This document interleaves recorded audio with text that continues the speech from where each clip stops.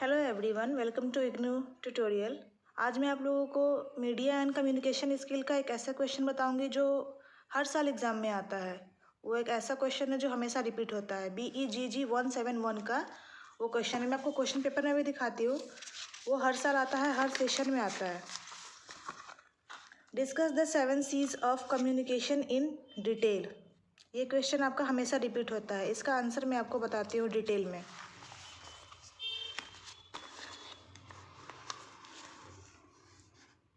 ये है आपके 7 C's। There are 7 C's of effective communication which are applicable to both written as well as oral communication. पहला आपका है completeness. The communication must be complete. आपका जो कम्युनिकेशन है वो कंप्लीट होना चाहिए। ये नहीं आधा अधूरा छोड़ दिया आपने उसको बीच में। It should convey all facts required by the audience. Audience का जो रिक्वायरमेंट है उसमें सारे फैक्ट्स को वो कवर अप करना चाहिए। The sender of the message must take into consideration the receiver's mind set and convey the message accordingly. जो सेंडर है वो रिसीवर के माइंड को दिमाग में रख के कि उसे किस किस चीज़ की ज़रूरत है उसके अकॉर्डिंग कम्युनिकेट करे। इसके मेन क्या फीचर्स हैं। पहला आपका फीचर है इसका complete communication develops and enhances reputations of an organisation. जो कंप्लीट कम्युनिकेशन होता है वो किसी भी ऑर्गेनाइजेशन के रेप्यूटेशन को क्या करता है, डेवलप करता है, उसे बढ़ाता है। सेकेंड आपका फीचर है moreover they are cost saving as no crucial information is missing and no additional cost is incurred in conveying extra message if the communication complete. The third point is a complete communication always gives additional information wherever required. जो complete communication होता है वो additional information देता है जो required रहता है वहाँ पे। It leaves no questions in the mind of receiver. वहाँ पे कोई क्वेश्चन रह नहीं जाता है रिसीवर्स के माइंड में कि हाँ इसने ये चीज़ पॉइंट ये छोड़ दिया है। इस तरह का कोई भी क्वेश्चन नहीं रहता है। Complete communication helps in better decision making by the audience reader receivers of message. They get all desired and crucial information. It persuades the audience. Second point है आपका कॉन्साइजनेस। इसमें क्या होता है, जैसे आप किसी भी बात को लेकर कितना अड़े हुए हैं।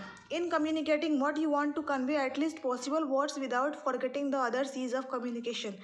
आप बाकी जो सीज है कम्युनिकेशंस के उसको बिना भूले किस तरह से आप मैसेज को कन्वे कर रहे हो। Conciseness is a necessity for effective communication. किसी भी कम्युनिकेशन में इफेक्टिव लाने के लिए, उस पर इफेक्ट डालने के लिए कॉन्साइजनेस की बहुत ज़रूरत होती है। इसके मेन क्या फीचर्स हैं, it is both time saving as well as cost saving. ये टाइम भी बचाता है और आपका कॉस्ट भी बचाता है। It underlines and highlights the main message as avoids using excessive and needless words. इसमें क्या है, लेंदी वर्ड्स नहीं रहते हैं, ज़रूरत से ज़्यादा जो वर्ड्स की होती है वो नहीं रहता है। इसलिए क्या करता है, आपका टाइम को बचाता है और जो मेन हाईलाइटेड वर्ड्स रहता है उसे ही कन्वे करता है मैसेज के थ्रू। Concise communication provide short and essential message in limited words to the audience. और ऑडियंस को क्या करता है, लिमिटेड वर्ड्स प्रोवाइड करता है जिसमें उसे समझ में आ जाए। Concise message is more appealing and comprehensible to the audience. Concise message is non-repetitive in nature. ये क्या है, नॉन रिपीटेटिव है। ये रिपीट नहीं होता, जैसे आपने एक वर्ड यूज़ कर दिया दोबारा दूसरे लाइन में उसी वर्ड को यूज़ कर रहे हो, तो इस तरह का कोई भी मैसेज कन्वे नहीं होता है कॉन्साइजनेस में। थर्ड आपका आता है consideration. Consideration implies stepping into the shoes of others. इसका क्या मतलब है, जैसे आप किसी बात की कितनी गहराई में जा रहे हो। Effective communication must take the audience into consideration. Effective communication क्या है, जो सामने वाला ऑडियंस है उसे हमेशा कंसिडरेशन में रखना चाहिए। जैसे कि ऑडियंस का व्यू पॉइंट क्या है, उसका बैकग्राउंड क्या है, माइंडसेट क्या है, एजुकेशन लेवल क्या है, ये सारी चीज़ें माइंड में रखना चाहिए। Make an attempt to envisage your audience their requirements, emotion as well as problems. Ensure that self-respect of the audience is maintained and emotions are not at harm. उसके emotions को कोई हार्म ना पहुँचे और उसका जो सेल्फ रिस्पेक्ट है उसको मेंटेन किया जाए। Modify your words in message to suit the audience need while making your message complete. आप जो सामने वाला ऑडियंस है उसके माइंड को हमेशा ध्यान में, उसकी ज़रूरत को हमेशा ध्यान में रखना है कि उसको किसी भी तरीके से कोई हर्ट ना हो। इम्फेसाइज ऑन यू अप्रोच, और हमेशा यू को अप्रोच करना है इसमें, किसमें, कंसिडरेशन में। सेकेंड इसका फीचर है emphasise with the audience and exhibit interest in the audience. This will stimulate a positive reaction from the audience. So optimism towards your audience, emphasise on what is possible rather than what is impossible. हमेशा इस चीज़ पे focus करना है कि क्या चीज़ें possible है, इस चीज़ पे नहीं कि पॉसिबल क्या नहीं है।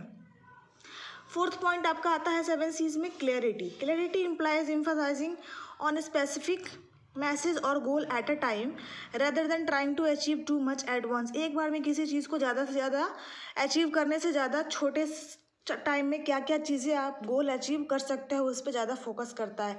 इसमें समझना आसान होता है। इसका पहला फीचर यही है कि इट मेक्स अंडरस्टैंडिंग ईजियर, आप आसानी से समझ सकते हो किसी के मैसेज को। Complete clarity of thoughts and ideas enhances the meaning of message. Complete जो थॉट्स होते हैं और आइडियाज़ वो आपके मैसेज को अच्छे से समझने में हेल्पफुल होते हैं। Clear message makes use of exact, appropriate and concrete words. Number 5 आपका है कंक्रीटनेस। इनमें क्या होता है, ये इम्प्लाई करता है being particular and clear other than fuzzy and general. किसी चीज़ को पर्टिकुलर रहना, ना कि फजी एंड जनरल वे में किसी कम्युनिकेशंस को कंप्लीट करना। Concreteness strengthen at the confidence, आपके कॉन्फिडेंस को बहुत बढ़ावा देता है, उसे स्ट्रॉन्ग बनाता है। कंक्रीट मैसेज के क्या क्या फीचर्स हैं? It is supported with specific facts and figures. ये क्या करता है, किसी भी स्पेसिफिक फैक्ट्स एंड फिगर को कवर अप करता है। It makes use of words that are clear and that should build the reputations. Concrete message are not in misinterpreted, ये मिस इंटरप्रेटेड नहीं होता है कंक्रीट मैसेजेस। आपका 6 number है courtesy. Courtesy का मतलब ही होता है कि सामने वाले को रिस्पेक्ट देना। Courtesy in message implies the message should show the sender's expression as well as should respect the receiver।